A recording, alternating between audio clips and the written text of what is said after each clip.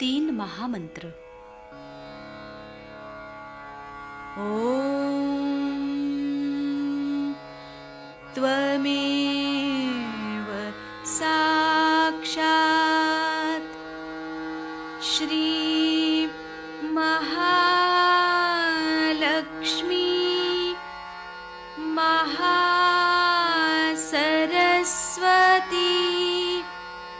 महाकाली त्रिगुणात्मिका कुण्डलिनी साक्षात् श्री आदिशक्ति माताजी श्री निर्मला देव्यै नमो नमः। ॐ त्वमेव साक्षात् श्री कल्की साक्षात् श्री आदिशक्ति माताजी श्री निर्मला देव्यै नमो नमः। ॐ त्वमेव साक्षात् श्री कल्की साक्षात् श्री सहस्रार्य स्वामिनी मोक्षप्रदायिनी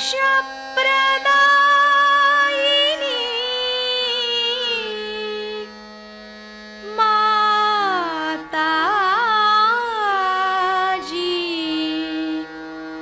श्री निर्मला देव्यै नमो नमः। श्री गणेश मंत्र। ॐ त्वमेव साक्षात् श्री गणेश साक्षात् श्री आदिशक्ति माताजी श्री निर्मला देव्यै नमो नमः।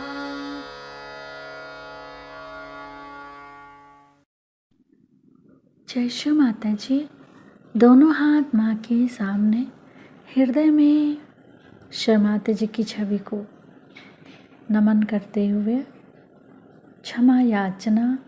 श्री माता जी कृपा करके हम सबको क्षमा कर दीजिए, हम सभी अज्ञानी हैं। अपने हृदय में श्री माता जी की छवि को निरंतर देखते हुए परम पूजनीय श्री माता जी, हम सभी आपसे बहुत प्रेम करते हैं, हम सभी के हृदय में आइए।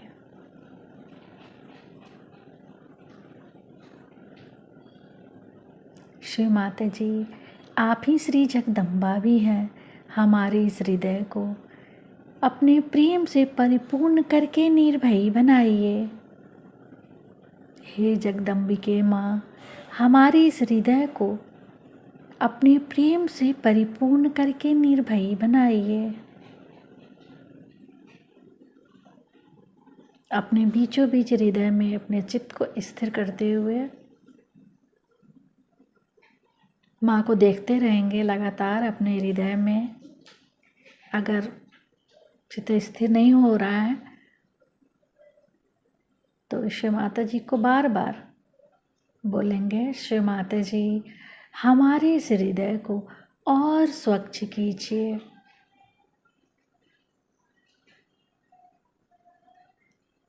अब अपने संपूर्ण चित्त को दोनों हाथों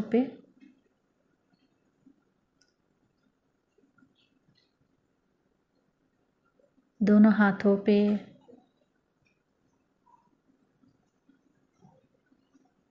धीरे धीरे अपने संपूर्ण चित्त को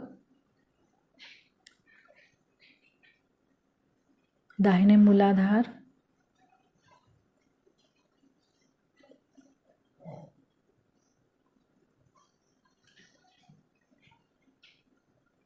धीरे धीरे दाहिने मूलाधार से अपने चित्त को रपिंगला नाड़ी से उठाते हुए राइट हृदय पे, दाहिने हृदय पे शिव माता जी से प्रार्थना, शिव माता जी आप ही तो श्री सीता और राम भी हैं। शिव माता जी हमारे अंदर जो भी जिम्मेदारी का भाव है वो आप हैं। कृपा करके हमें साक्षी भाव में जिम्मेदारी निभाने की शक्ति दीजिए। संपूर्ण चित्त दाहिने हृदय पे,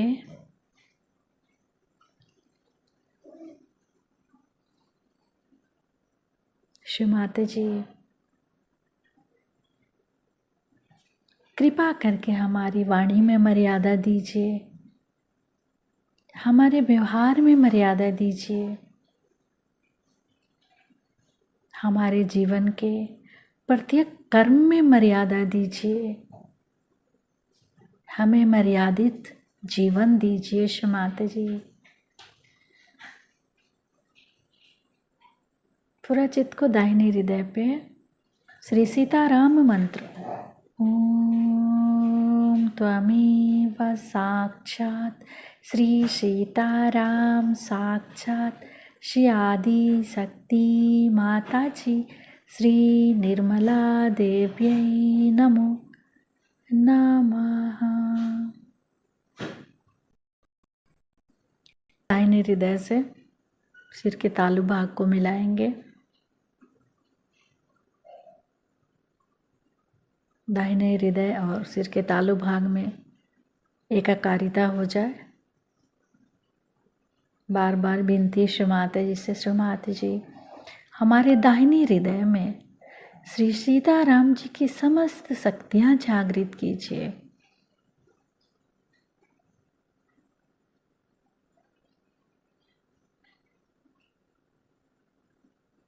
सिर के तालु भाग पर चित्त को स्थिर करके अमृत वाणी सुनेंगे।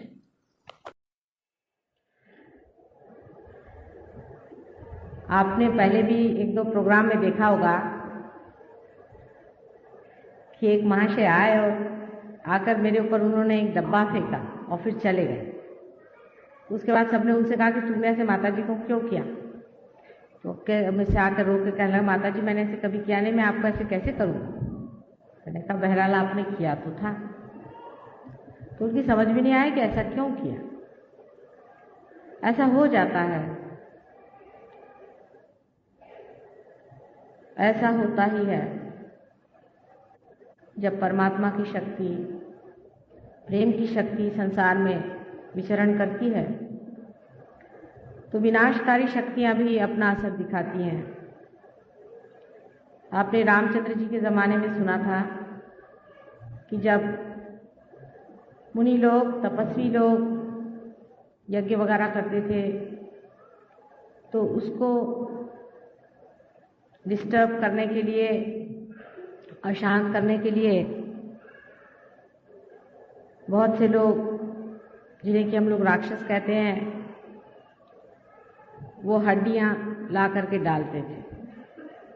इसमें उनका क्या लाभ था? इससे उनका कौन सा लाभ होने वाला था? कोई सा भी इसमें उनका लाभ नहीं था। लेकिन वो ऐसा क्यों करते थे? वो ये भी नहीं जानते थे कि ऐसा करने से महापाप लगेगा। इसी प्रकार मनुष्य भी इस कलयुग में अनेक तरह की बाधाएं परमात्मा के कार्य में करते रहते हैं। विशेषकर कलयुग की एक बड़ी खूबी है,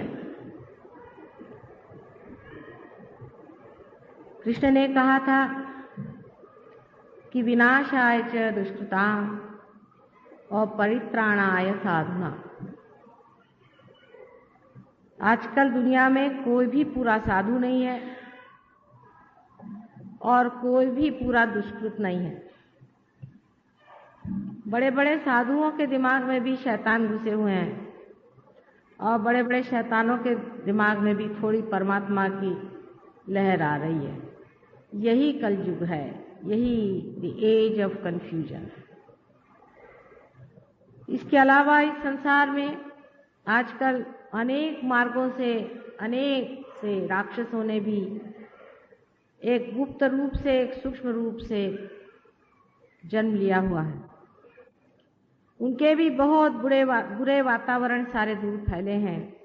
जैसे ही हमारे वाइब्रेशंस हैं वैसे ही उनके भी वाइब्रेशंस हैं, जिसको कि हम कह सकते हैं कि राक्षसी प्रवृत्तियां हैं जो मनुष्य को खींचती हैं, उसको नीचे की ओर खींचती हैं, उसको हर समय डुबाना चाहती है, उसका ऊंचा उठना रोकती है। ये धरती और ये जड़ तत्व, ये भी अंदर से प्रकाशित है। ये धरती भी जानती है, ये भी समझती है, लेकिन ये जिस जड़ तत्व से बनी हुई है वो जड़ तत्व भी हमें नीचे खींचता है। अभी आप कुर्सी पर बैठे हैं, अगर आपसे कहा जाए कि आप जमीन पर बैठे तो आप बैठ नहीं सकते। एक मरा हुआ पेड़, उसकी कुर्सी बनाई गई, उस पे आपको बैठने की आदत हो गई, अब आप जमीन पे नहीं बैठ सकते। शरीर ने गुलामी कर ली उस कुर्सी की गुलामी तो बहुत दूर तक जाती है। ये तो एक साधारण कुर्सी की बात हो गई। उसके बाद जब कुर्सी की बहुत बड़ी बड़ी गुलामियां हो जाती हैं तो किसी भी हालत इंसान कुर्सी छोड़ने को तैयार नहीं होता। उसके भी अनेक नाटक आप लोग देखते रहिए और हम भी देखते रहते हैं। इसी प्रकार ये जड़ तत्व हमें खींचता है नीचे में, हर समय इस आत्मा को दबाने के लिए, कुचलने के लिए, इसके आनंद को नष्ट करने के लिए। एक माँ के रूप में मैं आपसे ये कहूँगी कि अपने अंदर छिपी हुई आत्मा की शक्ति को जगा करके इस जड़ तत्व के ऊपर आप आ जाए। इस जड़ तत्व को अगर आपको वास्तविक इसका आनंद उठाना है तो इसके खोपड़ी पे सवार हो जाए। जैसे समझ लीजिए ये सुंदराबाई हॉल है, ये मेरा नहीं है, न मैंने बनवाया है, नहीं इसके किसी रजिस्ट्रेशन से मेरा मतलब है, ना ये किसकी प्रॉपर्टी है उससे मेरा मतलब है, लेकिन इसका मजा मैं उठा रही हूँ, चाहे इसके ओनर ने कभी इसका मजा नहीं उठाया। क्योंकि जिस दिन ये मेरा हो जाएगा सर दर्द हो जाएगा मेरे लिए कि इसका रजिस्ट्रेशन कराऊं, तो मैं पुलिस में इन्फॉर्म करूं कि आज फलाने की वो होने वाली है, तो आज इतने लोग आने वाले हैं, तो फिर इनकम टैक्स में जाऊं, फिर इनकम टैक्स वालों से पैसा बचाऊं, फिर इनकम टैक्स वालों ने कहा कि नहीं साहब आपने ज़्यादा दिया तो और मैं ब्लैक मार्केट करूं, फिर टैक्स से उधर जाऊं, हर समय परेशान। ऐसा पागलपन साहब हम नहीं करने वाले। हमारे नाम से एक इनकम टैक्स नहीं कटता। परमात्मा की कृपा है और अति परमात्मा की कृपा है कि एक भी कौड़ी की संपत्ति कृपया मेरे नाम से भगवान ने नहीं दी। इससे बढ़ के आनंदी जीव आपको कहीं नहीं मिलता। ये तो एक दिमागी जमा खर्च है कि ये आपके नाम चीज है, ये तो रजिस्ट्रेशन ऑफिस में लिखा है कि ये चीज आपकी है भाई, लेकिन कल जब आपका परवाना आ जाएगा तो रजिस्ट्रेशन ऑफिस तो यहीं रह जाएगा। तब इस जड़ तत्व के पीछे में क्यों परेशान? देखिए कि जब आप जागरूक हो जाएंगे तो आपको वाकई हंसी आई। जब मैं इस संसार में आई तो मुझे लगता था कि अजीब पागल खाने में आई हुई हूं मैं। यहाँ लोग ये छोटी छोटी चीज के लिए कि ये मेरा, ये तेरा, और जबकि सबको पूरी तरह से मालूम है कि मेरा तो कुछ रहता ही नहीं, ये मेरा बेटा है, ये मेरी बहू है, ये मेरा बाप है। कभी कभी बड़ा आश्चर्य होता है कि मेरा कौन सा है। जो मेरा है, जो मेरा स्वार्थ है, मेरा जो स्व का अर्थ है उसको जानने की बजाय किस चीज को ये लोग स्वार्थ समझे बैठे। स्वार्थ शब्द का अर्थ ही नहीं लगता है। स्व का अर्थ जहां लगे वही स्वार्थ।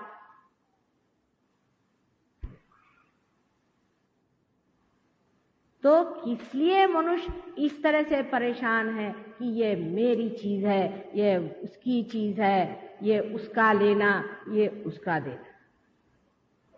इस चक्करबाजी में जब वो फंस गया, ये फंसा लिया उसने अपने को।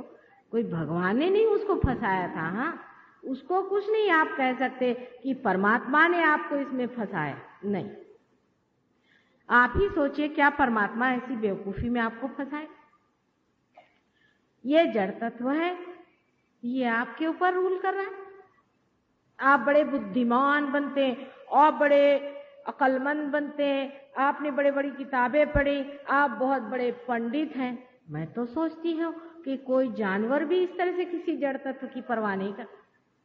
छोटे बच्चों को देखिए, खिलौने खेलते हैं, कभी घरौंदे बनाते हैं, कभी शिवाजी महाराज बनाते हैं, कभी वो बड़े बड़े घर बनाते हैं, फिर एक ठोकर मार के खड़े हो जाते हैं, दूसरा खेल खेलने लग जाते हैं।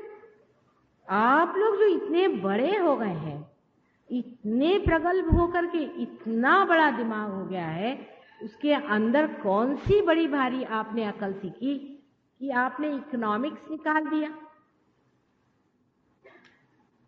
इकोनॉमिक्स का ही परम तत्व है कि कोई सी भी चीज सैशिएबल नहीं है। माने आज आपको एक चीज खरीदनी तो आप घर खरीद लीजिए।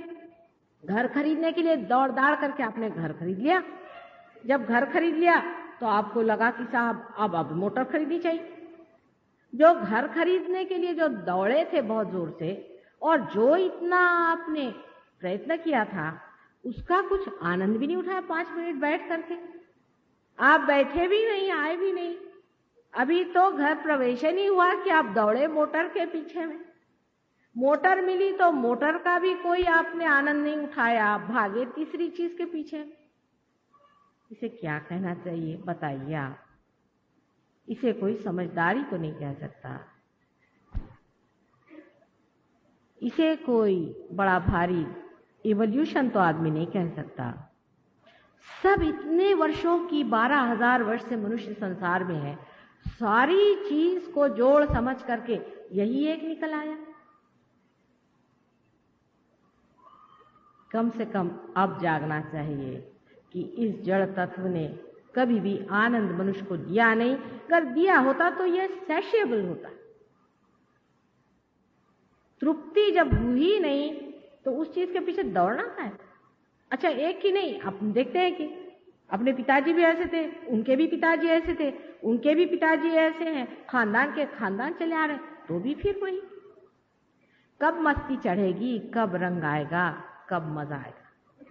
तो बैठते ही नहीं आप तो 1 मिनट बैठिए, तो आए हैं 2 मिनट आराम से बैठिए, जरा सोचिए अपने बारे में। कहाँ आनंद को खोज रहे हैं हम लोग, किस जगह दौड़ रहे हैं, कहाँ पर खोज रहे हैं। यहीं इसी जगह इसी क्षण, यही उसमें सिर्फ समाने की बात है। इस जड़ तत्व से अभिभूत होने की कौन सी ऐसी बड़ी भारी बात। एक एक पागलों के मैं आपको अगर वर्णन दूं तो आप लोग हंसते हंसते लोटपोट हो जाएगा। हालांकि आप भी उनमें से कभी रहे होंगे। हम तो एक एक का अनुभव करते हैं तो आश्चर्य। एक साहब कहने लगे कि साहब मुझे तो जरूरी है कि आज ही लंदन पहुंच। मैंने कहा भाई ऐसी कौन सी आफत आ गई, अगर आज नहीं गए तो कल चले जाना। कौन सी ऐसी आफत आ गई, कौन सी आपकी नैया डूब रही है? नहीं साहब आज तो मैं कुछ नहीं कर सकता, आज तो मुझे पहुंचना ही। मैंने कहा क्यों भाई, क्या बात? बात यह है कि कल मुझे एक बॉलरूम डांसिंग वहां पे हो रहा है, क्वीन के सामने, वहां डांस करना है। अरे भाई वो क्वीन क्या जाने कि हजारों डांस कर रहे हैं, उनमें से तुम कौन सी बला हो? उसके लिए काहे मरे जा रहे हो? क्यों इतना आतंक मचा रखा है?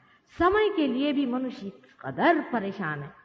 समय बचाना चाहिए, समय घड़ी हर समय बांधे रहते। मेरे भी हाथ में घड़ी बंध गई, हालांकि मैं उसकी जरा भी परवाह नहीं करती, हमेशा आगा पीछा चलती रहती, पर आपकी खुशी के लिए घड़ी बांध ली मैंने।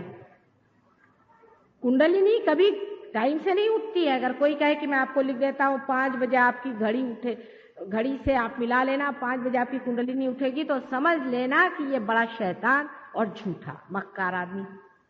कुंडलिनी अपने टाइम से उठती है। जैसे कि आप नहीं कह सकते कि कल इस पेड़ में 5 बजे एक फल लगेगा। आप कहेंगे ऐसा?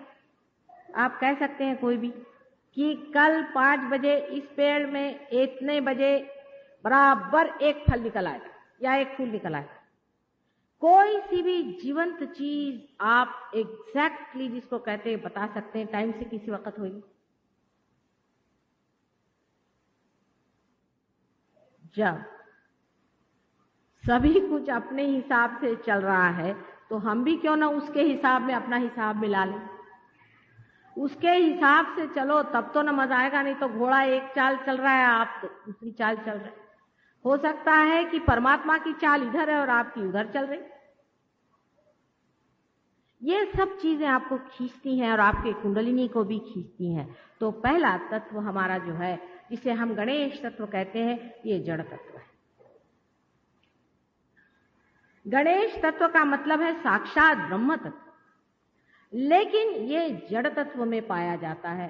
कार्बन के जैसे 4 हाथ होते हैं, उसी तरह श्री गणेश के 4 हाथ हैं। और कार्बन जो है वो इन केमिकल्स का गणेश। कार्बन के आए बगैर कोई सी भी चीज जीव की उसमें आ नहीं सकती। माने जितने भी चीजों में जीव आया हो उसमें कार्बन का होना जरूरी होता है। और इसीलिए कार्बन ही सारे केमिकल्स में गणेश तत्व की तरह से बराबर बीचों में टेट्रावेलेंट 4 वैलेंसी वाला होता है। अब अगर मैं किसी केमिस्ट्री वाले से यह कहूं कि कार्बन जो है ये गणेश तत्व से संपादित है, माने पूर्णतः संतोष में है, वो चाहे तो 4 को ले ले, 4 को दे दे, क्योंकि 8 ही हो सकते हैं इसलिए, तो लोग कहेंगे कि माता जी कहां की बात कहां करें। क्योंकि आपने इसे देखा नहीं है, आपने इसे जाना नहीं है, आपने इसे सुना नहीं है, इसलिए आप ये सोच रहे हैं कि कार्बन का और गणेश जी का क्या संबंध हो सकता है। गणेश तत्व मैंने कल कहा था कि अबोधिता का तत्व है, जो मूलाधार चक्र जो सबसे नीचे में स्थित है उससे संबंधित है। और मूलाधार चक्र उसे कहते हैं जो कि बिल्कुल ही सारे ही सृष्टि का आधार, वो गणेश तत्व। अब देखिए गणेश जी, बहुत से अंग्रेज तो हंसते हैं गणेश जी की ये क्या सूंड निकाली हुई है। इधर भी लोग गणेश जी की पूजा वूजा करते हैं, पर उनको पता नहीं कि गणेश जी चीज क्या। गणेश जी अबोधिता का, इनोसेंस का, पवित्रता का एक बड़ा भारी प्रतीक है। और परमात्मा ने सारी सृष्टि बनाने से पहले, या आपका ही आदि शक्ति ने सारी सृष्टि की रचना करने से पहले श्री गणेश की रचना की। इस संसार को पूरी तरह से पवित्रता से भरा, और वही ब्रह्म तत्व है जो सारी चीज में व्यापित है। धीरे धीरे वो ब्रह्म तत्व की बाहरी हिस्से में पृथ्वी तत्व की आदि जड़ताओं से घिसता पिटता, जैसे कि कोई आकाश को बादल घिर लेते हैं, उस तरह से वो ब्रह्म तत्व हर एक में पूरी तरह से लिपटता हुआ, छिपता हुआ अंदर हो जाता है। यह श्री गणेश का तत्व हमारे अंदर भी है, सबके अंदर है। और सबसे पहले क्योंकि इस तत्व को बनाया था, इसीलिए पहले हम लोग श्री गणेश की वंदना करते हैं। श्री गणेश को माना जाता है कि उनके तक ब्रह्मा, विष्णु और महेश तक नहीं पहुंच सकते। सबसे ऊंचे तत्व जो हैं श्री गणेश को माने जाते हैं, कारण जो भोला भाला सीधा साधा आदमी होता है उस तक कोई सा भी गुरु घंटाल नहीं पहुंच सकता। उसकी अपनी एक चित्र सी शक्ति, वो सारी शक्तियों को पराभूत करके और हमेशा कीचड़ में कमल की तरह सुरभित होता है, उससे सुगंध रहता है। गणेश की स्थापना वैसी है जैसे कि कीचड़ में कमल हो। मूलाधार चक्र की स्थापना भी हमारे अंदर उसी जगह है जहाँ से सेक्स भी संचालित होता है। श्री गणेश एक अबोध बालक की तरह है। इसका मतलब यह है कि जब आप देवी के दरबार में आए और जब आप शक्ति को अपने अंदर आवाहन करें, जब आप कुंडलिनी की जागरूक करें जो आपकी माँ बैठी हुई है, उस वक्त आपका लक्ष्य, आपका विचार सेक्स से रहित होना चाहिए। उसकी चेतना तक नहीं होनी चाहिए। जैसे छोटे बच्चे के लिए सेक्स की कोई चेतना नहीं है, इस तरह श्री गणेश की कोई भी चेतना नहीं है। अभी एक साहब मेरे पास आए तो मुझसे कहने लगे कि भाई मैं आपको माँ कैसे कहूँ, मैं आपको बहन कहता हूँ। मैंने कहा क्यों साहब? मेरा सबसे बड़ा बेटा 98 साल का है, आप क्या उससे भी बड़े हैं क्या? वो देखने लगे। जिसके अंदर श्री गणेश का तत्व आ गया सो ही मेरा बेटा है। ध्यान धारणा के वक्त, देवी की शक्ति जगाते वक्त मनुष्य को अबोध बालक के जैसे होना चाहिए। और ईसा मसीह ने कहा है कि आपको छोटे बच्चों जैसे अबोध होना चाहिए, तभी आप परमात्मा के साम्राज्य माने सहस्त्रार में आप आ सकते हैं। हालांकि वही गणेश जी हैं और वही गणेश जी का तत्व लेकर इस संसार में, माने ब्रह्म तत्व से बने हुए संसार में आए। इसीलिए मूलाधार में तो गणेश स्थित है, लेकिन उनका पीठ यहाँ पर है। जैसे कि दिल्ली में प्राइम मिनिस्टर का पीठ है, चाहे वो दुनिया में घूमे, इसी तरह से उनका पीठ यहाँ पर है और यहाँ पर ईसा मसीह का है। जैसे कि एक ही कॉइन के दो हिस्से होते हैं, उसी तरह से श्री गणेश और क्राइस्ट। अब इंसान की अकल इतनी गंदी है और इतने महामूर्ख लोग हैं, खासकर वेस्ट में, जहां की आप सोचते हैं कि एक से एक अकलमंद लोग रहते हैं और हमको उनसे बहुत कुछ सीखने का है। आपको सुन के आश्चर्य होगा और विश्वास नहीं होगा कि अब वो लोग इस तरह की एक पिक्चर बना रहे हैं जिसमें वो दिखाना चाहते हैं कि ईसा मसीह का बहुत बुरा संबंध अपनी माँ के साथ है।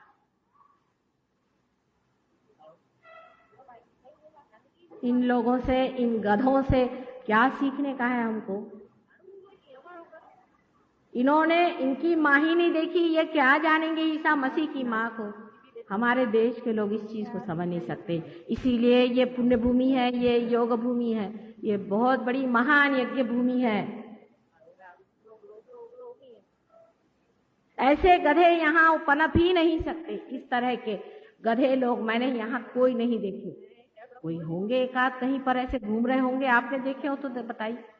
जो इस तरह की क्या बात कहें, इस तरह की बात उन देशों में होता है और उन देशों से सीखने की कोई भी जरूरत नहीं। अब जो लोग कहते हैं कि कुंडलिनी सेक्स से उठती, वो उसी तरह के पापी और अत्यंत दुष्ट महाराक्षस लोग हैं और ऐसे लोगों को ठोकरों से उड़ाना चाहिए।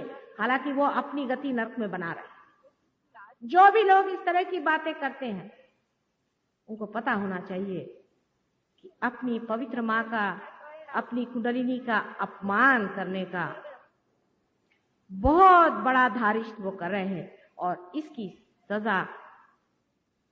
सजा ही कोई नहीं। इस कदर इसकी सजा है कि मनुष्य एकदम पाताल लोक हमेशा के ही लिए भस्म हो करके रह जाए। अपने इस बंबई शहर में ही ऐसे बहुत से हैं जो गले में माला लटका के घूम रहे हैं और इस बात की गवाही दे रहे हैं। हमें शर्म आना चाहिए। और इस तरह की गंदी बातें जो आदमी करता है उसके यहाँ हजारों के तादाद में लोग जाते हैं। हमें शर्म आना चाहिए कि हम इस बंबई में रह रहे हैं। रोज समुद्र स्नान करने से भी इसका पाप नहीं जा सकता। ऐसी गंदी बातें सुनने के लिए हमें अपने कान बंद कर दें। इतनी अपवित्रता हो गई। लोग पूछते हैं कि माँ कितनी खराबी आई है, ये दुर्दशा आ रही, तो क्या आपके गले में हार पहनाए जाए? आपकी आरती उतारी जाए? जबकि आप अपनी माँ की भी पवित्रता को नहीं समझ पाते। ऐसे लोगों के लिए क्या किया? इस तरह की बातें करने वाले लोग इस बंबई शहर में अनेक। पवित्रता ये जीवन की सबसे पहली चीज है। गुरु लोगों का क्या है? जिनके पास मोटरें नहीं थी, वो चाहते कि हमारे पास बड़ी बड़ी कैडलक गाड़ियां रहें। उसके लिए अगर उनको कैबरे डांस करने पड़े भगवान के नाम पे तो वो करेंगे। मैं तो माँ हूं, मैं आपको कभी भी कोई सी भी झूठ बात नहीं बता सकती। और इसी तरह से अनेक मेरे बेटे सूली पर भी चढ़ गए। मैं सच बात आपसे आज बता देना चाहती हूँ कि जो आदमी इस तरह के विचार रखता है वो कभी भी परमात्मा के साम्राज्य में नहीं जा सकता। मनुष्य को अत्यंत उच्च विचार रखने चाहिए।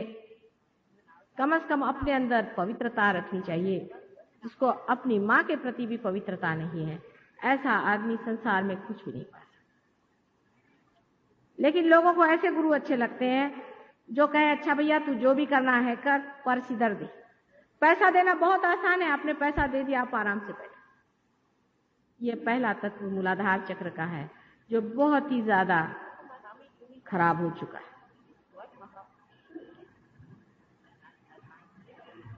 दूसरा तत्व जो है जिसे हम स्वाधिष्ठान चक्र कहते हैं, स्वाधिष्ठान चक्र से हम सृजन करते हैं, क्रिएट करते हैं।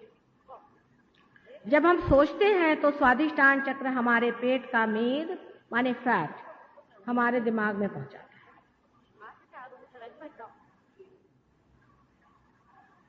इस स्वाधिष्ठान चक्र के कार्य से हम लोग सोचते हैं, विचार करते हैं और उसकी शक्ति फिर से भरती जाती है। फिर से हमारे अंदर सेल्स आते जाते हैं और हम उसको इस्तेमाल करते जाते हैं, उसका उपयोग करते हैं। डॉक्टर लोग इसमें विश्वास नहीं करें, लेकिन मैं उनको उदाहरण के तौर से बता सकती हूँ कि डायबिटीज की बीमारी, किडनी की बीमारी, डायबिटीज की बीमारी, किडनी की बीमारी, लिवर की बीमारी, ये सब इसी कारण होती है कि हम बहुत ज्यादा प्लानिंग करते हैं, बहुत ज्यादा विचार करते हैं, क्योंकि एक ही चक्र इन सबको देखता है। इसे हम इम्बैलेंस कह सकते हैं। इसे हम कह सकते हैं कि मनुष्य में इम्बैलेंस आ गया। मी शेजारी ठेवल्यात म्हणा।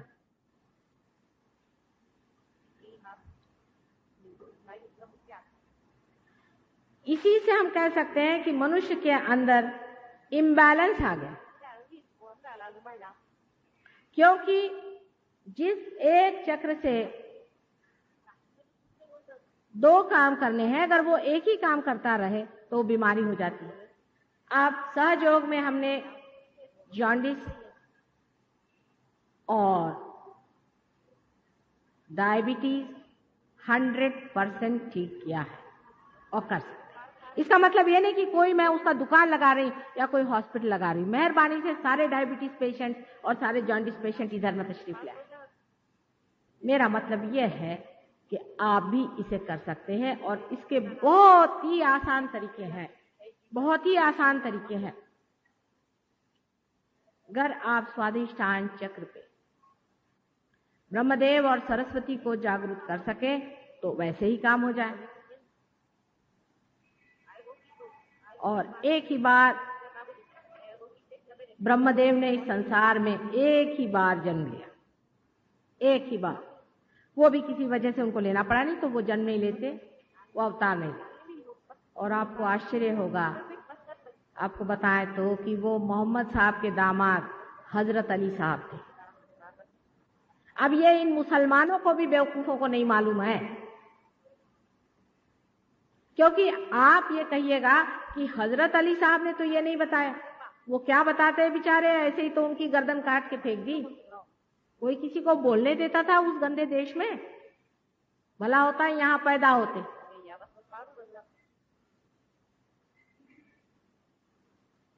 हजरत अली साहब,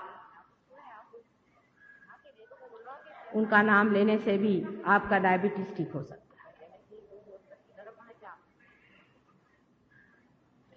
तीसरी चीज जिसे डायबिटीज होता है वो कट्टरता से। जो आदमी बहुत कट्टर है, उसे ये सफाई चाहिए, उसे वो सफाई चाहिए, वो ब्राह्मण है, वो मुसलमान है, उससे मैं शादी नहीं कर सकता, मेरे लड़के की लड़की की। लेफ्ट साइड नाभि उसकी पकड़ सकती है और कारण स्वरूप हो सकता है उसे यहाँ किडनी की रोग हो जाए या उसको इधर डायबिटीज भी हो सकता है। बिल्कुल सही बात। अब डॉक्टर लोग इन दोनों का हिसाब किताब नहीं जोड़ सकते और कहेंगे भाई डायबिटीज इनक्योरेबल है, होगा ही, क्योंकि आप उसके तत्व को ही नहीं मानना चाहते हैं। तो मैं तो भी क्या करूं इस बात। जिस आदमी में इस तरह की कट्टरता है कि मैं बड़ा सफाई वाला और मैं दुनिया का सबसे बढ़िया जाति वाला हूं, उसको जरूरी होना है कि डायबिटीज हो जाए, और होना ही चाहिए, नहीं तो उसको अकल ही नहीं आती। ये परमात्मा ने नियम बनाया, इसलिए भी डायबिटीज हो सकता है।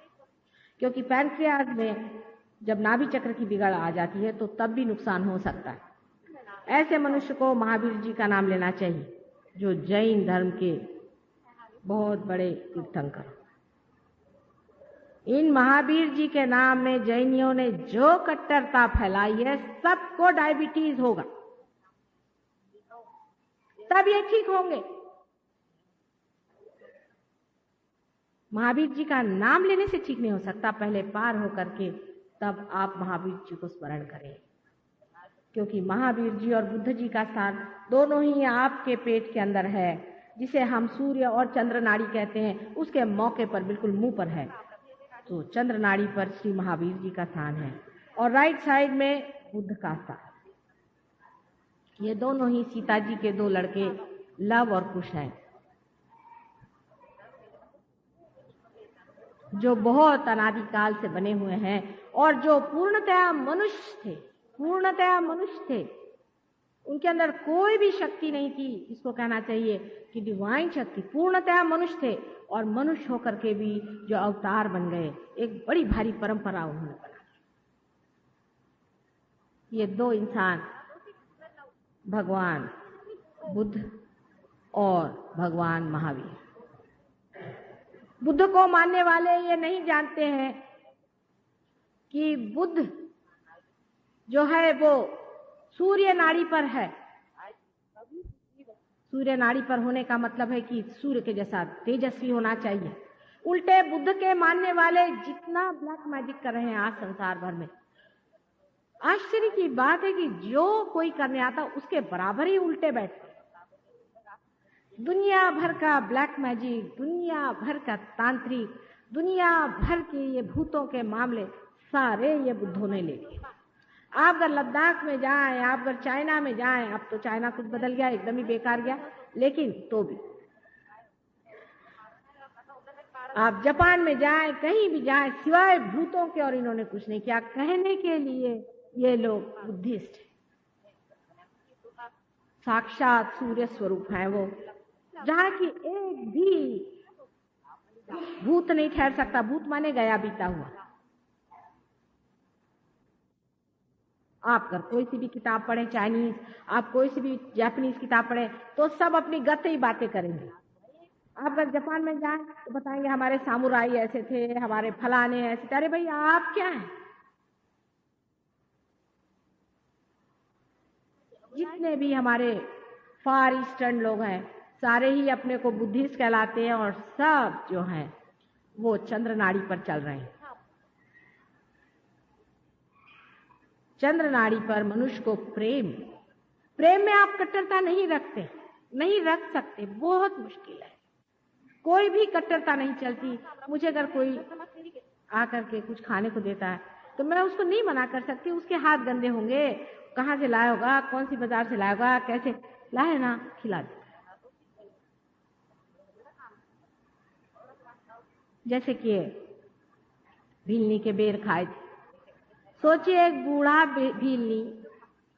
भीलनी जात की बिल्कुल नीच जात होती है, कहाँ से बेचारी बेर तोड़ के लाई, हर एक में दांत लगा लगा के जिसे देखा उसे अपने मुंह में डाल के, उसे श्री राम साक्षात श्री विष्णु के अवतरण उन्होंने प्रेम से हृदय में लगा के खाया और सीता जी से कहा कि तुमने ऐसे बेर कभी खाए नहीं होंगे, और लक्ष्मण से कहा कि एक बार ये बेर खा लो फिर तुम्हारा संताप नहीं होने वाला, तुम ठंडे हो जाओ। क्या ये प्रेम की महिमा परमात्मा बता के चले गए। और आजकल जो लोग कहते हैं कि भाई हम इसके हाथ का नहीं खा सकते, हम उसके हाथ का नहीं खा सकते। वो कौन सा रामायण पढ़ते हैं परमात्मा जाने। सवेरे रामायण पढ़ेंगे, उसके बाद कहेंगे कि हम तो इसके घर का नहीं खाते, हम तो उसके घर का नहीं खाते। उसके लिए गांधी जी को बताने की कौन सी जरूरत है। अनेक वर्षों से, अनादिकाल से हमारे संसार में, इस देश में यही कहा गया है कि सब में ही एक ही आत्मा का वास है। फिर जाति और पाति जन्म से बनाने की अकल किसने बताई? कभी भी जन्म से जाति और पाति बन ही नहीं सकती है। किसी ने मुझसे ये कहा कि गीता में लिखा, मैंने कहा भाई मैंने कभी गीता तो पढ़ी नहीं, मेरे पास टाइम कहाँ कुछ पढ़ने को। लेकिन व्यास जिन्होंने लिखा है, क्या वो ब्राह्मण थे? उनकी माँ कौन थी? वो कैसे पैदा हुए थे? आप सब लोग जानते हैं। क्या वो ऐसा लिख सकते हैं?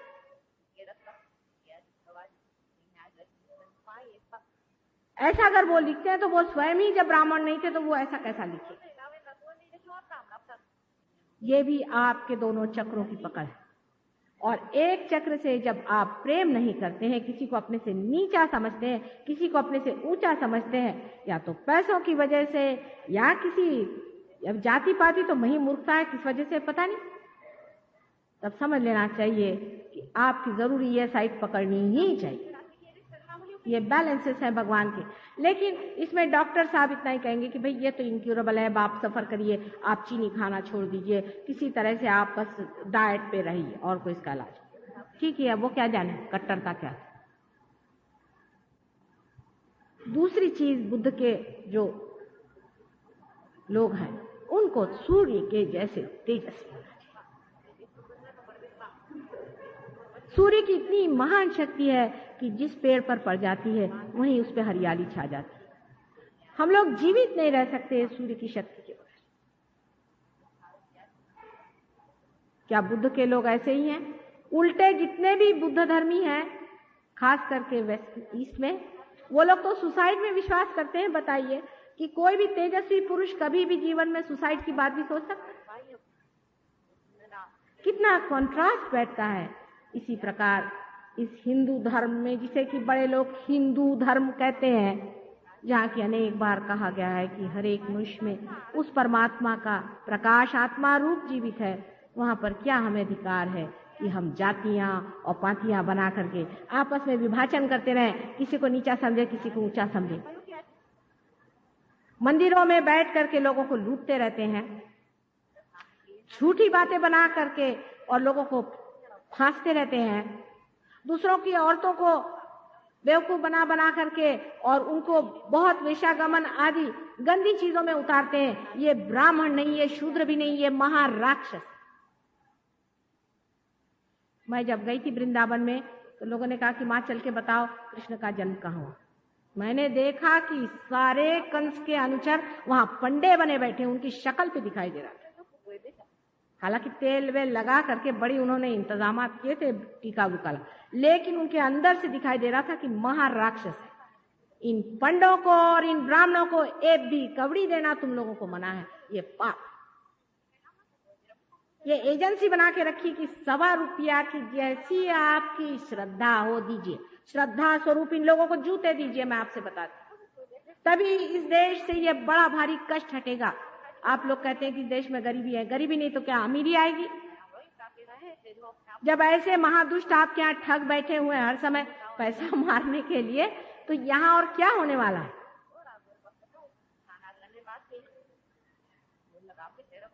ये जाति पाति आदि बना करके हम लोगों ने अपना सर्वनाश कर दिया और सारे संसार के सामने हम लोगों का मुंह काला। लोग कहते हैं कि आपके यहाँ इतनी स्पिरिचुअल लाइफ होते हुए भी लोग जाति पाति की बात क्यों करते? क्योंकि स्पिरिचुअल लाइफ है ही नहीं। जब आदमी फकीर हो जाता है, जब वो पीर हो जाता है, तब उसके लिए कोई सी भी जाति और धर्म का, साईनाथ ने कहा है किसी भी धर्म की निंदा करना महापाप है। और बिल्कुल सही बात, 1000 गुना सही बात है। मैं आपसे बताती हूँ कि किसी भी धर्म की या धर्म संस्थापक की निंदा करना साक्षात परमात्मा की निंदा कराने बराबर है। उसके बाद नाभि चक्र पे श्री विष्णु लक्ष्मी जी का स्थान है। जिसे हम वैष्णवी शक्ति कहते हैं, जिससे उत्क्रांति होती है, जिससे एवोल्यूशन होता है, उनका यहाँ पर स्थान है। उसके चारों तरफ धर्म है। धारयति सा धर्मा, जिसने धारणा की है, जिसके कारण हमारी मनुष्य के रूप में धारणा हुई है, वो धर्म है। जैसे सोने का धर्म है कि ये पीला होता है लेकिन ये खराब नहीं होता, अनटार्निशेबल है, सोने का धर्म है। ऐसे मनुष्य के भी 10 मुख्य धर्म है जो उसके पेट में है। लोग मुझसे कहते हैं कि माँ आप शराब को क्यों मना करती हैं? मैं शराब तो छोड़िए, मैं अगर एक बूंद भी पीला तो इतना इतना खून मेरे पेट से निकल आएगा। मैं थोड़ी कुछ कहती, मेरा पेट ऐसा। मैं अगर किसी नग्न स्त्री को कहीं देख लूं और उनका नृत्य देख लूं तो मेरे पेट में से ऐसी दर्द शुरू हो जाएगी और उल्टियों के मारे हालत खराब। किसी भी अधर्म का मतलब है आपके पेट में ही गड़बड़ है। ये 10 धर्म आपके पेट के अंदर हैं और ये 10 गुरु बन के हमारे संसार में अवतरित हुए। इन 10 गुरुओं में से शुरुआत से आप अगर देखें तो आदि गुरु जो जैनियों के हैं, आदिनाथ जी ने कहते हैं, हालांकि जैन लोगों ने भी उनका अच्छा ठिकाना कर रखा।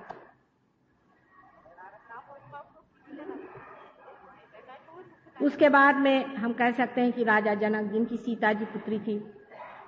उसके बाद मोहम्मद साहब, जिनकी फातिमा पुत्री थी, वही सीता जी थी। उसके बाद आप कह सकते हैं आखिरी में अनेक हुए, इब्राहिम थे या मोसेस थे, अनेक ऐसे 10 गुरु हैं। लेकिन अंत में आप कह सकते हैं कि हमारे साईनाथ जो शिरडी हुए, वो भी उन्हीं का पूरा की पूरा श्री गुरु दत्तात्रेय के अवतरण है। दत्तात्रेय ये 3 तत्वों के बाल्य स्वरूप,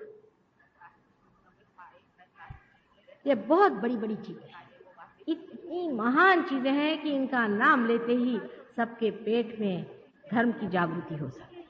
धर्म अंदर में जागृत होता है जब, तब मनुष्य कोई सा भी अधर्म का काम नहीं कर सकता। बारीक बारीक बारीक बारीक चीजों में पेट उल्टी कर देगा, या तो इंसान को कभी कभी डायरिया भी लग जाता है। ये पेट है, बर्दाश्त नहीं कर पाता, इसलिए जो धर्म की कमाई है वही खा सकता है, अधर्म की नहीं पचा सकता। मनुष्य नहीं पचा सकता, पर अगर वो दानव हो जाए, राक्षस हो जाए, जानवर हो जाए तो पचा दे, पर मनुष्य नहीं पचा सकता। ये धर्म के हमारे अंदर में 10 सेंटर्स पेट के अंदर में है। ये है या नहीं, ये आप सहयोग में जानिए। जब आपका धर्म ठीक नहीं होता है, शराब धर्म के विरोध में जाता है, क्योंकि आपकी चेतना के विरोध में जाती है। तो इन लोगों ने एक और निकाल दिया कि चलो सबसे कहो तुम वेजिटेरियन बन जाओ, चाहे शराब पियो। उससे मतलब यह है कि ब्राह्मण लोग, जो लोग साग भाजी खाते हैं, वही बड़े आदमी हो जाएं, और बाकी जितने मोहम्मद साहब हैं और बाकी क्राइस्ट हैं या कोई भी हो, रामचंद्र जी भी स्वयं क्षत्रिय थे और कृष्ण जी भी स्वयं थे, वो सब छोड़ के ये जो जैनी लोग हैं थोड़े बहुत, और ये ब्राह्मण लोग, यही लोग बड़े भारी भगत माने जाए। इसका मतलब ये नहीं कि आप बड़े बड़े जानवर मार के खाइए, मेरा मतलब नहीं। लेकिन जिन देशों में मनुष्य को खाने के लिए सिर्फ यही चीजें मिलती हैं, खाने पीने से कुछ भी नहीं होता है, सिर्फ उसके विचार से होता है। अगर आप उपवास 7 दिन कर रहे हैं, आप उपासे हैं, तो कोई अच्छी बात थोड़ी ना है। पता नहीं क्यों लोग उपवास रखते हैं। उपवास रखना आपको मालूम नहीं, सहयोग में एकदम मना। कोई भी माँ पसंद करती है अपना लड़का उपवास रहे।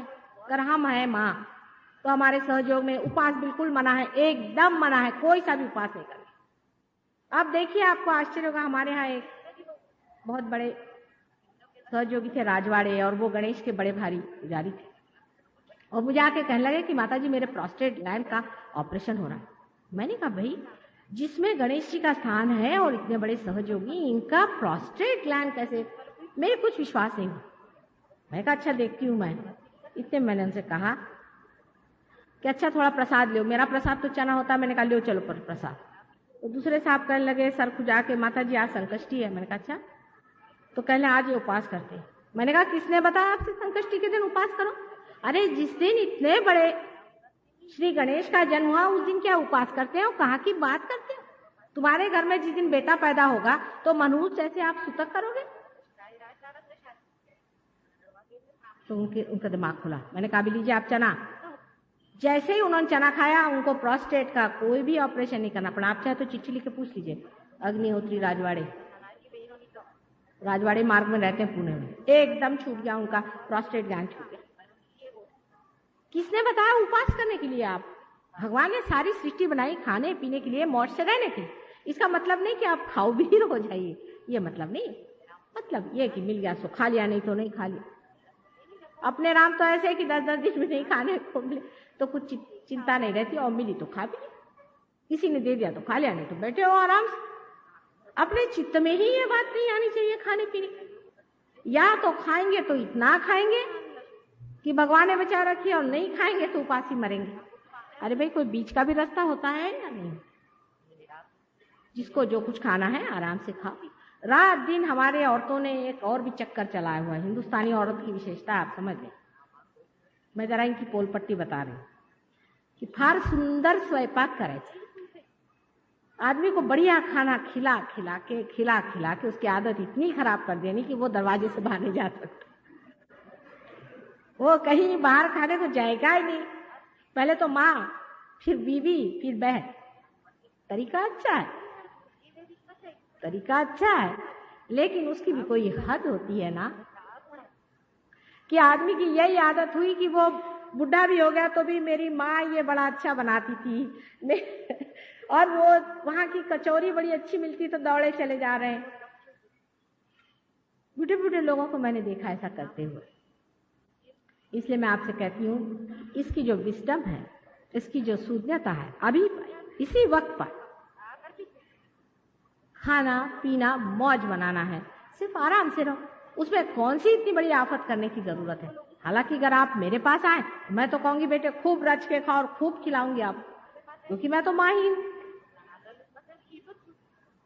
ये बात दूसरी है, लेकिन आपको क्या करना चाहिए कि चित्त माँ पे रखो। खाना खा रहे, चित्त तो माँ पे ही रखना होगा ना, क्योंकि आप आए हैं माँ के पास ब्रह्म विद्या लेने के लिए, न कि खाने के लिए। वो तो माया चला रही है अपनी, समझ लेना चाहिए।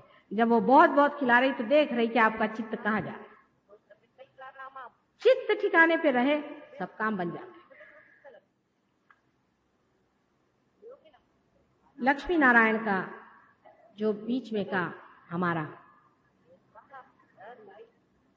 बहुत ही महत्वपूर्ण, हमारे देश में सब लोग लक्ष्मी नारायण जी की बड़ी ही पूजा करते हैं, लेकिन वो नहीं जानते कि लक्ष्मीपति होना और पैसे वाला होना, इसमें बड़ा ही अंतर है, महद अंतर होता है। लक्ष्मीपति श्री स्वरूप जैसे माँ होती है वैसा होना चाहिए, अत्यंत प्रेममय होना चाहिए। और कमल के गुलाबी फूल जैसा उसका मकान अत्यंत सुंदर और कोजी होना चाहिए, और बहुत नरम उसकी तबीयत होनी चाहिए। नहीं तो साहब, आप किसी रईस के घर जाइए तो उनसे पहले तो उनके कुत्ते ही भौंकते हैं, फिर आप जरा दूर हटिए तो देखते हैं दरबान भौंकते हैं, फिर उधर से वो आके पूछते हैं कि तुम कौन हो जी। समझ गए। ये पैसे वाले नहीं, इनको कहना चाहिए ये पैसों के दलाल हैं, लेकिन ये लक्ष्मीपति नहीं। लक्ष्मीपति का अपना एक सौंदर्य होता है, एक बादशाहत होती है। जो रियली लक्ष्मीपति जिसको कहना चाहिए होता है, उसको कोई भी चीज की दरकार नहीं। आप कहिए तो यहाँ सो जाएंगे, कहिए तो जमीन पे सो जाएंगे, और कहिए तो पलंगों पे सोएंगे, जहां तबीयत होगी वहां सोएंगे। जैसे साईनाथ, पत्थरों पे रहना, पत्थरों में उठना, जहां चाहे वहां सो लिया। ये कौन चीज होती जो हमारे सर पे चढ़ने वाली? ये इसको कहते हैं कि बादशाहत। बादशाह होता है दुनिया में, आप उसके लिए कुछ भी कर दीजिए वो कहता है हाँ होंगे, अपने बैठे रहे। बड़े बड़े राजे महाराजे उसके पास में कहने लगे हाँ मालूम है। कोई गरीब आ जाए प्रेम से उसको हृदय से लगा लेगा। ऐसे बादशाह होने की जरूरत है। अगर आप लक्ष्मी नारायण की सेवा में लगे हुए हैं तो बादशाह होइए। यही आपकी उत्क्रांति है, यही आपका इवोल्यूशन है, इसको आपको पाना है। जब आदमी इवॉल्व होता है, जब उत्क्रांति करता है, जब लक्ष्मी नारायण के तत्व को पाता है, तो वो समझता है कि ये दुनिया की चीजें जड़ वस्तुएं, ये किसी काम की नहीं। जो आज वेस्ट में हो गया, वहां के बच्चे कहते हैं कि ये क्या जंक हमारे माँ बाप ने इकट्ठा कर रखा, फेंक फाक करके, और वो आज बैठे हुए हैं। लेकिन उससे छूटे तो दूसरे झंझट में फंस गए, और इसे हम श्री शिव जी का तत्व कहते हैं, जो कि हमारे हृदय में बसता है। शिव जी का तत्व साक्षात आत्मा का स्वरूप है। इस शिव जी के हृदय के तत्व के विरोध में हम तब जाते हैं कि जब हम अपने को एक तरह से, पूरी तरह से भावावेश में छोड़ करके डूबने लगते हैं। उसमें हर तरह के ड्रग्स, हर तरह की शराबें, हर तरह की ऐसी चीजें जो आदमी को तांत्रिक आदि चीजों में ले जाकर के ढकेल देती,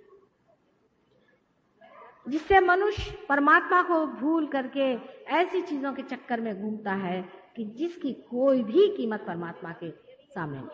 औरतों के पीछे भागना, पैसे खाना और इस तरह से गंदे काम करना, ये सब आपके हृदय चक्र में बसे हुए शिव जी का स्थान है, जिसको खत्म कर देते हैं।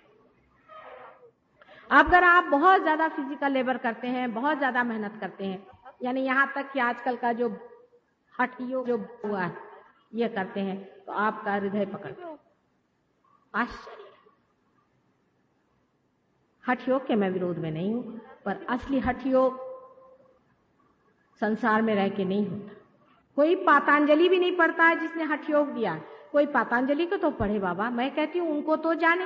वो 6 चीजों को एक साथ कहते हैं, उसके यम, नियम, प्रत्याहार, ईश्वर प्रणिधान आदि अनेक अंग हैं, जिसमें से एक अंग व्यायाम, और वो भी किसी बड़े पहुंचे हुए गुरु के सानिध्य में, उनके आशीर्वाद में, उनके साथ रह के करना पड़ता है। आजकल सभी लोग सिनेमा एक्टर और एक्ट्रेस होने को निकले, तो हठ योग की दुकान निकल गई सब, और सब योगा करने चले। जितने भी योगा वाले लोग मेरे पास आते हैं, सबका हृदय पकड़ा रहता है। मैं आपसे साफ साफ बता, भाई थोड़ा बहुत व्यायाम करो। रात दिन अपना शरीर कमाने के लिए क्या सबको पहलवान होने का? सुबह देखिए तो दौड़ रहे, दिन में देखिए तो दंड बैठक, रात को देखिए तो वो। ऐसा आदमी अत्यंत शुष्क हो जाता है, उसका हृदय एकदम पत्थर हो जाता है। अपने यहां से अनेक हो गए, अनेक हो गए। जैसे विश्वामित्र जी थे, क्या उन्होंने कमालात किए दुनिया में, आपने तो सब जाना ही है।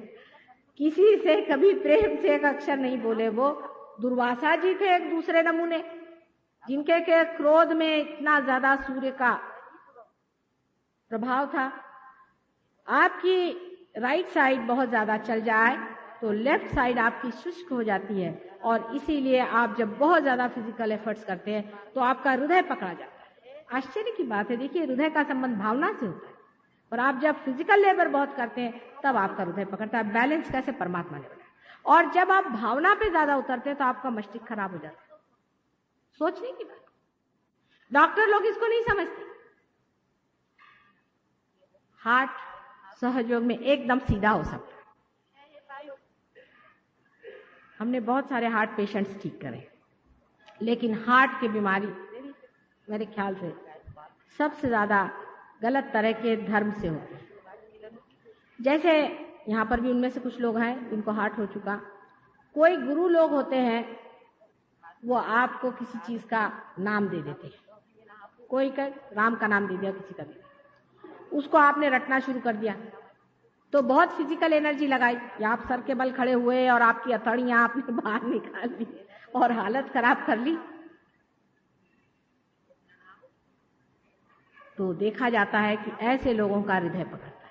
अगर किसी ने आपको नाम दिया है तो पहले आप जाकर उस नाम को चूल्हे में डालिए और उस गुरु को 10 जूते लगाइए, तब कहीं जाके आपका हार्ट ठीक होगा। क्योंकि बिल्कुल शर्तिया आपको हार्ट अटैक आए। जिसको किसी ने कंठ का नाम दिया है, श्री कृष्ण का नाम, हरे रामा हरे कृष्णा करते फिरते हैं ना रास्ते में, आपने देखेंगे पागल बोली लगा घूमते हैं, उसका विशुद्धि चक्र पकड़ता है, लेकिन उसका हार्ट भी पकड़ता है। दोनों चीज पकड़ जाती है, और इन लोगों की जीवन बहुत ज्यादा नहीं चल सकता। थोड़े दिन में खत्म हो जाएगा। लोग कहें कोई है नहीं, भगवान के नाम पे मर जाए। अरे भाई कोई मरता ही नहीं है तो बात खास है, फिर से जिंदा होंगे, फिर से वही पागलपन। उससे अच्छा ये है कि जब जिंदा है तभी कोई अक्ल की बात क्यों नहीं करते। अब इस हृदय में राइट हैंड साइड में श्री रामचंद्र जी का स्थान है। श्री रामचंद्र जी का मतलब होता है वे मर्यादा पुरुषोत्तम थे और संकोच। मर्यादाओं में रहना मनुष्य के लिए बहुत जरूरी है। हर एक चीज की मर्यादाएं बनी हुई।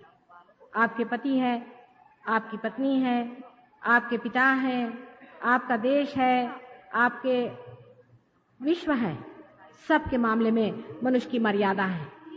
देखो, बेछूट होकर के कोई आदमी अगर बकबकाता है और अपमान करता है तो वो मर्यादा विहीन है। जो मनुष्य मर्यादा विहीन हो जाता है उसका राइट साइड हार्ट पकड़ता है। और भी अब मैं बताऊंगी बात जिससे कि राइट साइड हार्ट पकड़ता है बहुतों का। जिनके कि पिता बीमार हो, जिन्होंने अपने पिता के साथ दुर्व्यवहार किया हो, जो स्वयं बुरे तरह के पिता हो, जो अपने बच्चों को बुरी तरह से सताते हो, क्योंकि पिता का स्थान है। आप पिता के स्थान में, जैसे कि लंदन में मैंने देखा बहुत से बुढ़े लोगों का पकड़ता है, क्योंकि वहां के बूढ़े, जैसे कि मैंने कहा, गधे ही होते हैं वहां के लोग अधिकतर। मुझे तो कोई अकलमंद बहुत ही कम मिले, उनके जवान जरा अकलमंद। तो वो बूढ़े लोग, सुना कि 70 साल की एक बूढ़ा राम एक 20 साल के लड़के के साथ शादी कर रही है, 80 साल के बूढ़े राम एक 18 साल की लड़की से शादी कर रहे हैं। उनके सबके जो है राइट साइड पकड़ी जाती। लेकिन ऐसे गधे वहां बहुत, आपको लग रहा होगा कि मैं ऐसी बातें बता रही, पर वहां अनेक। आप पार्टी में जाइए तो देखा कि किसी की ग्रैंड डॉटर चली आ रही है, आपने पूछा साहब ये कौन, कहले मेरी पत्नी है, दांत आपके सब नए लगाए हुए हैं, बाल सर पे कुछ नहीं है आपके, दिखता नहीं है आपको, लड़की आपका हाथ पकड़ के चल रही है, ये मेरी पत्नी है। ऐसे लोगों का भी मतलब पिता का उनमें स्वरूप नहीं है। मनुष्य के लिए रामचंद्र जी का बड़ा भारी उदाहरण है। सीता जी के सिवा संसार में उनके लिए कोई भी पत्नी जन्म जन्मांतर तक नहीं। जिसे एक बार उन्होंने पत्नी मान लिया वो मेरी पत्नी है। और उनका जो एक पत्नी व्रत है, जब वो छूट जाता है तो भी राइट साइड पकड़ता है। ऐसे अनेक कारण मैंने आपसे बताया। अब इससे कौन सी बीमारी हो सकती है, विशेष करके जिसे आप कहते हैं श्वास की बीमारी भी हो सकती है, लंग्स की राइट साइड की बीमारियां हो सकती है, कभी कभी टीबी की भी बीमारी हो सकती है। पर इसके साथ जो बीच का हृदय चक्र है वो पकड़ने से, आजकल जो खास बीमारी निकली है कि औरतों के स्तनों में कैंसर की बीमारी होती है, वो बीच का हृदय चक्र पकड़ने से होती है। कारण इस बीच के हृदय चक्र में श्री जगदम्बा का था। श्री जगदम्बा ने यहाँ पे अवतरण लिया, अकेले शिवजी के बगैर वो यहाँ पर आई। शिवजी को हृदय में छोड़ करके वो यहाँ पर आई और वो इस भवसागर में उतरती आई और अनेक बार उन्होंने, हजारों बार संसार में आकर के अपने भक्तों की रक्षा की। जब मनुष्य का रक्षा का भाव टूट जाता है, उसको सेंस ऑफ इनसिक्योरिटी आती, तब उसका ये चक्र पकड़ता है। इससे भी श्वास की बीमारियां हो सकती हैं, अनेक बीमारी होती है, थाइमस की बीमारियां होती हैं, एंटीबॉडीज नहीं तैयार हो सकते। एंटीबॉडीज यानी दूसरी तीसरी कोई चीज नहीं है, पर वो अंबाजी के शिष्य, या कहना चाहिए वो अंबाजी के सैनिक जो हमारे अंदर तैयार होते हैं। और इस हृदय चक्र से जिस आदमी को तकलीफ हो जाती है वो भी जगदम्बा को जागरूक करके अपने को ठीक कर सकता है। पर इन सब चीजों के लिए आपको पहले पार होना चाहिए। हर एक आदमी जय अम्बे, मैं गई, मैंने कहा कि भाई ये कहाँ से ला, कल ये अंबाजी का डोरा। मैंने कहा किसने दिया? वो पंडे ने। कितना रुपया दिया? 5 रुपये। 1-2 पैसे की चीज को 5 रुपया लिया। और उनको कोई अथॉरिटी नहीं है, उनको कोई अधिकार नहीं है, अनधिकार चेष्टा कर रहे हैं। आपका अधिकार तभी होता है जब आप पार हो जाते हैं। उसके ऊपर का चक्र जो है यहाँ पर कंठ में, ये श्री कृष्ण का कंठ का चक्र है, इसे विशुद्धि चक्र कहते हैं। और इस विशुद्धि चक्र में 16 पंखुड़ियां हैं। और उसी प्रकार जिसे हम सर्वाइकल प्लेक्सस सामने कहते हैं, उसमें भी 16 सब प्लेक्सेस है। मैंने अभी तक आपको इंग्लिश के नाम नहीं बताया, क्योंकि ये जो सूक्ष्म है वही बाहर ग्रोथ की तरह से प्लेक्सस हो जाता है, इसलिए क्योंकि आप में डॉक्टर लोग कम दिखाई देते और वो मार दिमाग आपका खराब हो जाएगा। ये जो चक्र है ये बहुत ही महत्वपूर्ण है मनुष्य के लिए, क्योंकि जब उसने अपनी गर्दन ऊपर उठा ली तभी वो मनुष्य बना, और जब ये गर्दन झुके तो उसी के आगे झुकना चाहिए जो परमात्मा स्वरूप है। और ऐसे वैसे अरे गहरे नत्थु खैरे सामने अगर आपने सर झुकाया तो वहां से श्री कृष्ण जी गए, और वो बड़े ही होशियार आदमी हैं, सबसे बड़े डिप्लोमेट तो यही दुनिया के हैं। उनको चकाना बहुत ही मुश्किल है, आप उनसे कोई आर्गुमेंट नहीं कर सकते, और ये अगर आपका गया तो आप गए, आपकी मान मर्यादा गई। मैं देखती हूँ लोग, कोई मिनिस्टर आया उसके चरणों में जा, कोई झाड़ू मारने वाला है उसके चरणों में जा रहे, क्योंकि उसके लॉटरी लग गई तो उसके चरणों में जा रहे, कोई गुरु बाबा आए बैठे वहां पर तो उनके चरणों में जा रहे। अरे ये माथा कितनी मुश्किल से बनाया है आप जानते हैं, 12,000 तो मनुष्य की रूप में बनाया है, और पता नहीं मेंढक से लेकर के अभी तक न जाने हजारों योनियां बिताते हुए ये माथा आपका बनाया है। ये क्या इसलिए है कि इन दुष्टों के पैरों पे आप अपना लगाएं? इसीलिए मोहम्मद साहब ने कहा था कि किसी के भी पैर छूने की जरूरत नहीं, क्राइस्ट ने भी कहा किसी के पैर छूने की जरूरत नहीं, लेकिन हिंदुस्तानी आदमी तो इस कदर पैर छुआ है, सब चरण छू लोग हैं आजकल। ये खुद दूसरों के चरण छूते हैं और दूसरों से चरण छुआते रहते। ये माथा है, ये अपनी मानहानि है, और इसी से हमारा ईगो और सुपर ईगो दोनों चीजें निकलती हैं। और जब आदमी बहुत ज्यादा अहंकारी होता है तब दूसरों से अपने पैर छुआता है, और जब बिल्कुल ही दब्बू होता है तो दूसरे को पैर छुआता है। आदमी को बीच में खड़ा होना चाहिए, ना तो आप किसी के सामने सर झुकाइए, न तो किसी के अपने चरणों में लीजिए। उन्हीं पैरों पर अपना सर रखना चाहिए जहां से गंगा बहती,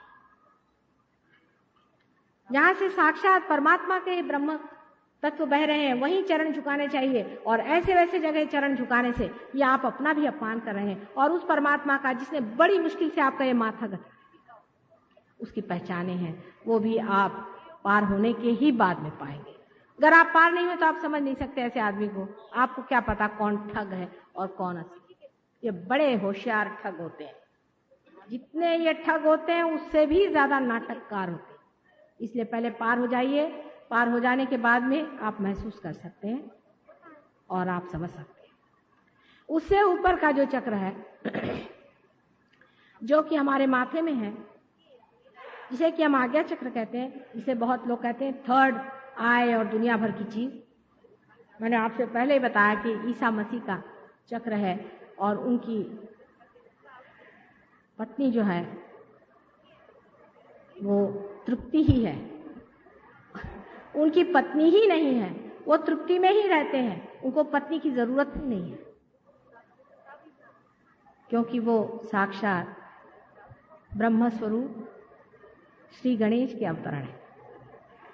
ईसा मसीह के बारे में आप अगर देवी भागवत पढ़ें तो महाविष्णु का वर्णन है कि राधिका जी ने अपने ही तत्व से एक महान पुत्र को जन्म दिया था, और उसके लिए वैकुंठ के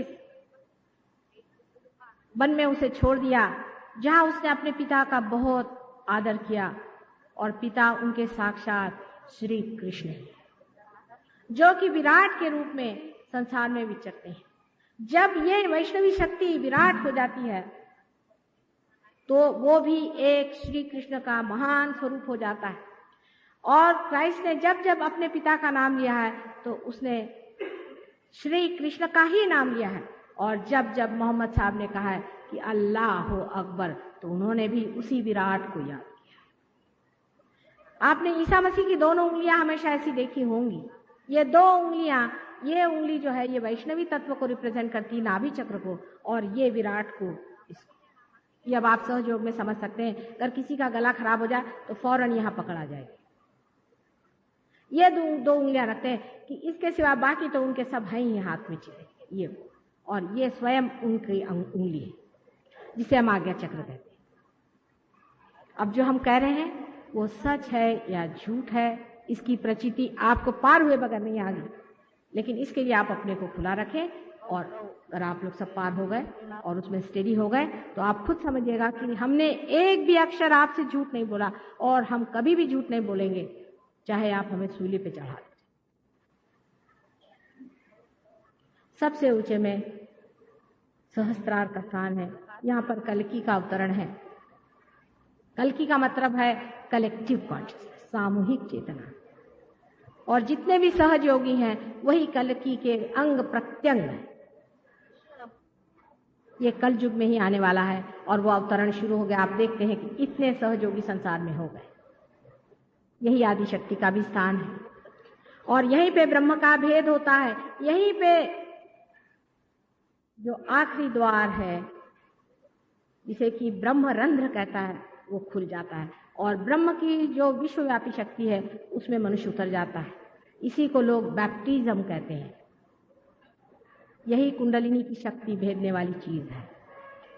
और 7 ही चक्रों का अपने इसी सहस्त्रार में ही स्थान है और इसीलिए कल युग में ही ये सारी 7 शक्तियां एक साथ इंटीग्रेट होकर के कार्य करती है और इसीलिए आपको वाइब्रेशंस मिलते हैं। यही परमात्मा का साम्राज्य है जिसे कि किंगडम ऑफ गॉड कहते हैं, क्योंकि आज वो संसार में उतर आया है, इसीलिए आपको चारों तरफ वाइब्रेशंस लगते हैं।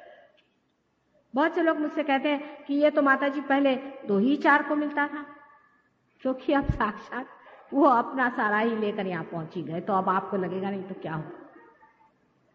ये जो शक्तियां हैं यहाँ की, इन्हीं के कारण आप पार होते हैं और इन्हीं के कारण आपका ब्रह्मरंध्र छिपता है। अब ये सारी बातें मैंने जो आपको कुंडलिनी के बारे में बताई हैं, वो कुंडलिनी हमारे त्रिकोणाकार अस्थि में बैठी है। वो अत्यंत सूक्ष्म है, वो आसानी से नहीं उठती है, लेकिन अगर कोई जानकार हो और जिसे वो जानती है अनादि काल से, जब वो जानती है कि ऐसी कोई चीज हमारे सामने खड़ी तो अकस्मात उठकर खड़ी हो जाती है। और इसीलिए ये सहज योग एकदम से जिसे जेट कुंडलिनी हो गई। जो पहले 1 आध 2 ही फूल इस बाग में खिलते थे, आज हजारों लोग इसमें पार हो रहे हैं और ये बिल्कुल सत्य है। सत्य को अपनाना चाहिए, आपको पाना चाहिए आपकी शक्ति, क्योंकि अनेक बार इसका वचन मिला था, अनेक बार कहा गया था कि इसे आप पाइएगा। मंदिरों में, मस्जिदों में, चर्चों में जाकर आपने मांगा था कि हमारी नैया करो पार, और जब होने का समय आया तो इसे लीजिए आप और इसको मौज से लीजिए और आराम से लीजिए। ये आप ही के लिए सारी सृष्टि बनाई गई है, ये सारा क्रिएशन आप ही के लिए है, ये सब कुछ आपका है। इसे आप इस्तेमाल करें और इसमें रममाण हो, इसमें रमण करें और इसमें रजें आराम से। बहुत बहुत आपका धन्यवाद होगा। कल भी आप लोग आए। अभी थोड़े से ज़रूरी अनाउंसमेंट होंगे, उसे सुन के आप लोग जाइएगा। और थोड़े से हम सहयोग में भी लोगों को देखना चाहेंगे। 1-2 अनाउंसमेंट अभी होने वाले हैं, उसको आप कृपया सुन के जाएं।